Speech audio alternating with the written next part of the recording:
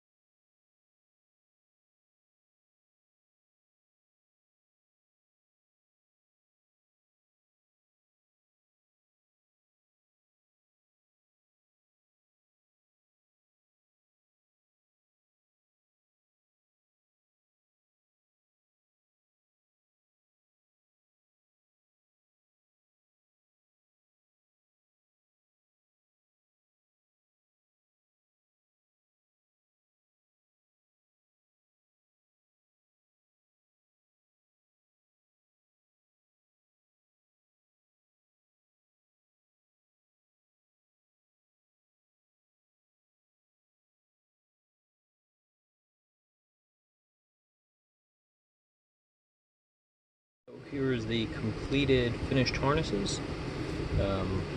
I ran the power through this one as well. It was hooked up to that fused circuit right there. Those two plug-ins are not used. This is the rear harness, and this is the front harness as well as the power. So that's pretty much all it. I'm going to turn on the car, get the air ride all filled up, and we'll see if this all works. Okay, so here's the moment of truth. Let's see if this thing works. This will be the front left bag, and that's up. Front right bag up. Rear bag up. Rear right up.